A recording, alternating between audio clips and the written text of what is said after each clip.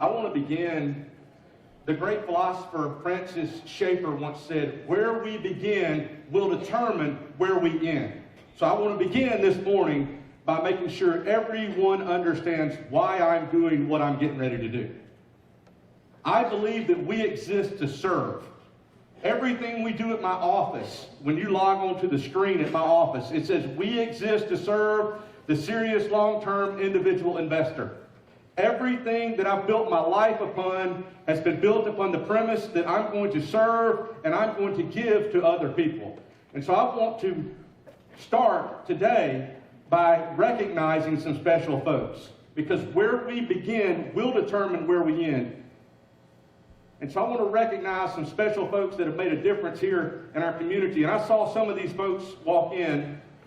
I want to recognize, first of all, any ministerial staff that has been a minister in the past at any of our churches or is currently a minister. I know that Oscar Hazelton from Beach Church is here. Russell Johnson from Beach Church is here. I saw Alan from Life Church. Scott Saleeby from New Covenant Church. If you guys, anyone, Todd Wood from Impact Ministries, I saw Scott Pacer back here with Ground Zero Ministries, anyone that has served in any sort of ministerial capacity, I want to start by having all of y'all stand and let's recognize them. I saw Irma, the secretary of the First Baptist Church here in Myrtle Beach, and her daughter, who is the secretary of Ocean View Baptist Church. Kim, if you would stand, and let's recognize these servants among us. I want you to remain standing until I finish. I also saw walking in here earlier some retired military. If you are retired from the military, I saw John Gadlock's a minister from Living Water Baptist Church up on the north end, a dear friend of mine. If you are a retired military, I saw Bob Sweet walk in here. He flew the B-52 bomber in Vietnam. How about them apples? B-52 bomber. And guess what, John McCain? He didn't get shot. He made it through. So Bob Sweet, any other military that are here, Shaw Dargan, Marine, if you would please stand and remain standing. All of our retired military. Jimmy in the back. I saw Jimmy back there, my friend Jimmy.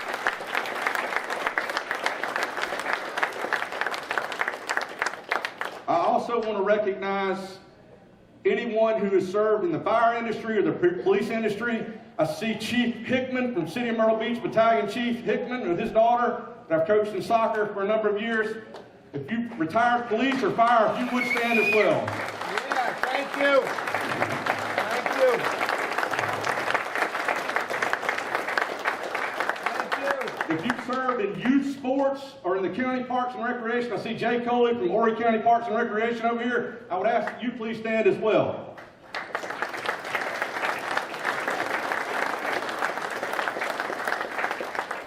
And last but not least, I want to ask our teachers that are here. Any retired teachers or current teachers, if you would please stand. I know we got Socastee High School in the house over here, Socastee Middle School, Forest Brook Elementary, Forest Brook Middle School's over here too in the house. I see y'all. Thank y'all so much for coming. These are the heroes that are among us today. If y'all can have a seat. I want to make sure that we understand what Dr. King said, and everything that I do will be predicated on this. When you look around this room and all the people that just stood, you see greatness. And Dr. King once said, anyone can be great because anyone can serve. Serving is what makes you great. And so I stand here today to announce my desire to donate my time, my efforts, my energy, my talents to serve the people of this great county, Horry County.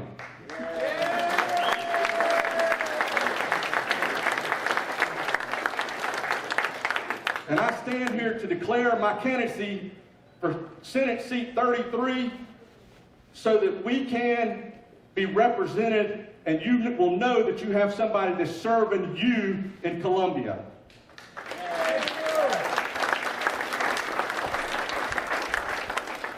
When I become your state senator, I want you to hear me, and I want you to hear me really clear. When I become your state senator, I will not parlay my position on the backs of the people for profit. I can promise you that. And when I become your state senator, I can promise you this. 100% of every penny that I make as your state senator, I'm going to give back to the Horry County Parks and Recreation, to Santee High School, to Santee Middle School, and to our community. I'm not going to take one dime on the backs of our people, because it's time that our people come first.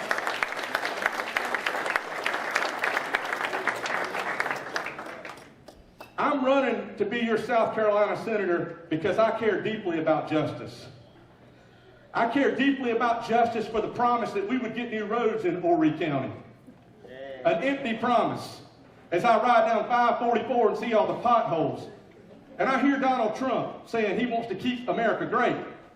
And I love that. I want to keep America great as well.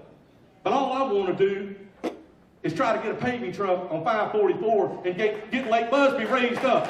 So when we have floods, Lake Busby and 501 is not underwater. And I can promise you this, my solution to fixing the roads will not entail having to bring in the National Guard with sandbags to park 501 like I'm Moses leading the children of Israel when the 501 is underwater. When I become your state senator, we're going to fix 501 over Lake Busby for the people that are getting into the county offices and the people from Conway that are coming back to serve in the tourism industry.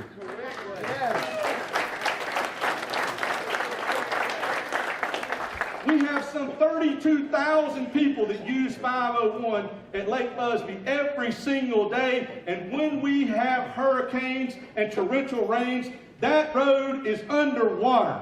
It's time we fix it so that the residents have a way to be able to get around when we have catastrophic events like a hurricane and torrential rains.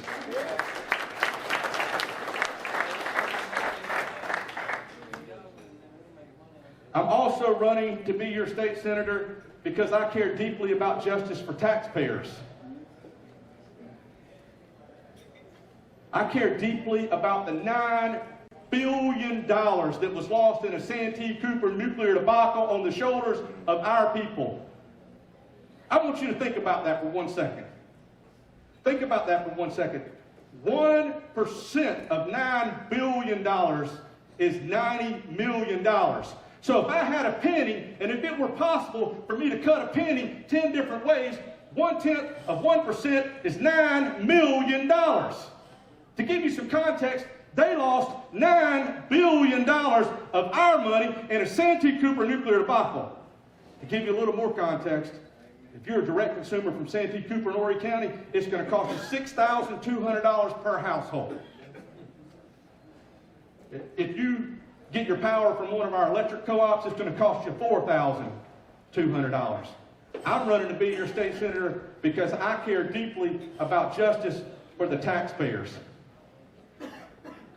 As it relates to Santee Cooper, I would propose our state legislators and those that are in the state legislature that are here today, I would propose that we look and try to account for every single penny that was lost in the Santee Cooper nuclear debacle. Before any decisions are made, we need to have an accounting for every single penny of the $9 billion. And I can promise you this, not since the parables of Jesus will somebody look for every lost coin like I will look for the lost coins that were lost in Santee Cooper. I promise you that.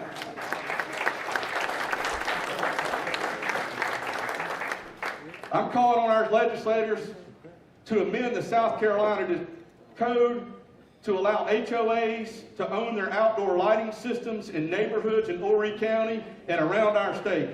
I'll give you an example. Plantation Lakes over in Carolina Forest. Plantation Lakes in Carolina Forest. They have paid $1.4 million to lease their light poles back from Santee Cooper. Twice what the original cost of those power poles was for that neighborhood. And I'm calling on our state legislators to put the people first, put the neighborhoods first, put the property owners association and the homeowners association first. I'm calling for them to amend section 58-31-30, letter B, to permit the ownership transfer of viable non-scrap assets such as outdoor lighting systems from Santee Cooper to homeowners, property owners associations. And if and when requested by a community, I am calling for this law to be modified to instruct Santee Cooper to transfer the ownership of these outdoor lighting systems to the HOAs without further remuneration on or before April 15th of 2020, when the lease payments that have already been provided to Santee Cooper exceed 1.3 times the original cost of the lighting systems.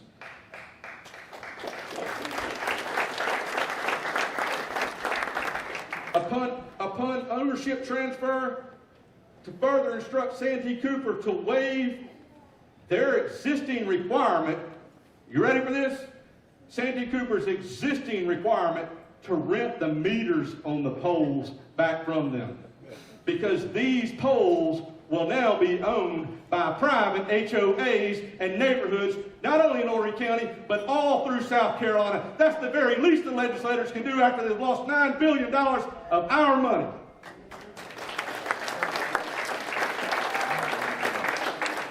In the wake of $9 billion lost in Santee Cooper, I'm calling on our state legislators to return the $1.8 billion that was overpaid in tax money. Give 100% of that back to the taxpayers. Yeah.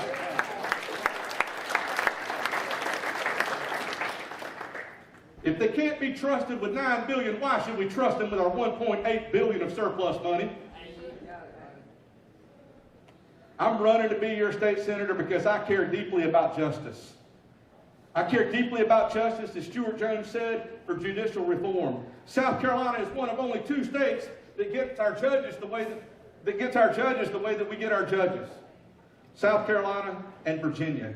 This dates back to the days of Pitchfork Ben Tillman. We are one of only 2 states that elects our judges the way that we do. And I am calling on our legislators to reform the way that we get our judges. And when I become your state senator, no longer will attorney legislators be allowed to profit off of the very debacle that they created called Santee Cooper through a class action lawsuit suing over their own mistakes. That will not happen under my watch.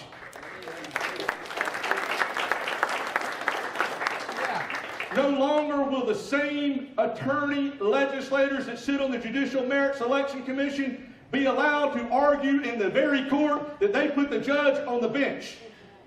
Now this is critical. I want you to listen to me, and I want you to understand this issue. I sat in the Judicial Merit Selection Commission meetings on December the 2nd, and I sat there, and as I began to unpeel this onion, I discovered that a gentleman that sits on that committee represented someone in court in a tragic circumstance. I want you to think for a second, imagine with me, if your child went to a high school football game, and after that high school football game, your child went to the cookout to get a milkshake and a burger and to enjoy the camaraderie of their friends, only to be murdered in the parking lot of Cookout Restaurant in Columbia. And you went to court to defend the murder of your child, to seek to bring to justice the person that was responsible for murdering your child. And you look, when you walk in the courtroom, and the very one that is representing the defendant that is accused of murdering your child in the Cookout parking lot in Columbia is none other than one of the members of the Judicial Merit Selection Commission that allowed the judge that they're standing in front of to be put on the bench. Let me tell you something, folks. That's not right. And when I go to Columbia, we're going to fix that. We're going to fix that right away.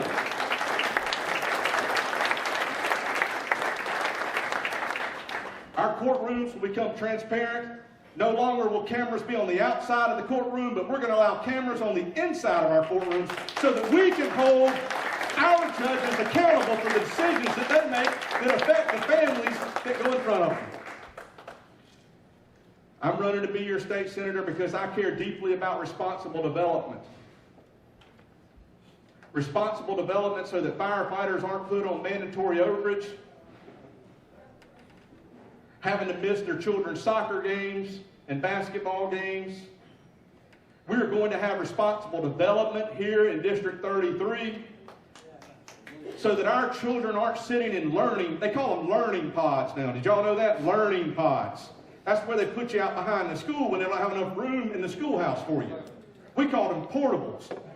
They're learning pods now. Just so you know, let's get politically correct. They're learning pods. But we're going to have responsible development so that our children are not sitting in learning pods behind our elementary schools. And we're going to have responsible development so that we have the proper fire and police infrastructure to serve the people where we're developing all over Horry County.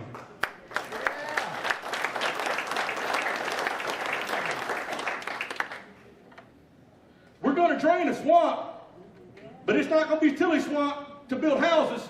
We're going to drain a swamp in Columbia when I go to Columbia to represent the people of District 33, because it's time we put the people of Horry County first.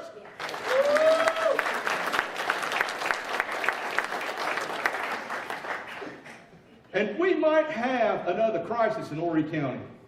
We might have another crisis here in Horry County. But I can promise you this, we will not have a government-created crisis like Santee Cooper, not under my watch. It will not happen. And finally, I am running to become your state senator and will be your state senator because I am committed to protecting the most vulnerable among us. And when I become your state senator, we're going to pass the heartbeat bill. And the reason we're going to pass the heartbeat bill, here's the reason we're going to pass the heartbeat bill. We're going to pass the heartbeat bill because Psalms 139 says this, "O Lord, you have searched me and you know me. You know when I rise and when I sit. You discern my going out and lying down. You are familiar with all of my ways. Before a word is on my tongue, you know it completely. You hem me in behind and before. You have laid your hand upon me. All the days of my life were ordained before one of them came to be. You knit me together in my mother's womb. I praise you because I am fearfully and wonderfully made." We're going to protect the most innocent among us, and we're going to pass the heartbeat bill because that's the right thing to do.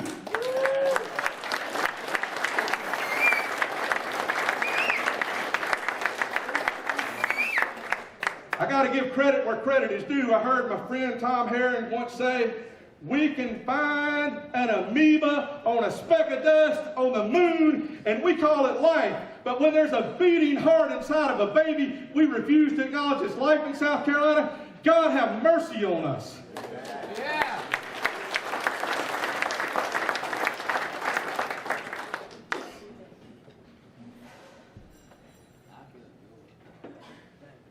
Francis Schaeffer did say, "Where we begin will determine where we end." And I began by telling you that I am committed to serving the people and recognizing the servants among us that are in this room. And I want to recognize some other folks. And I want to end where we began this afternoon by recognizing some folks that are not in this room. In just a moment, I want us to take a moment of silence.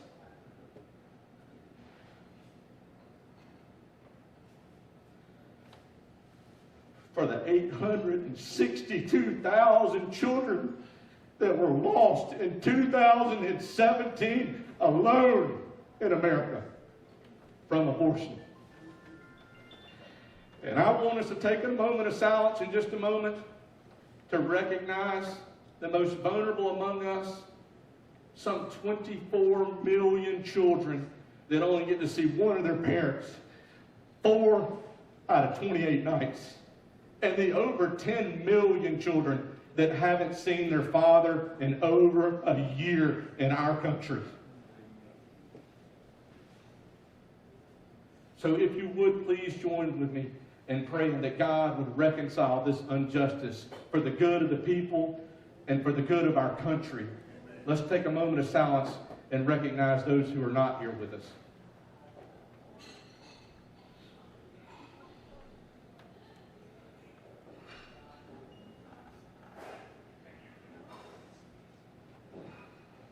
Thank you.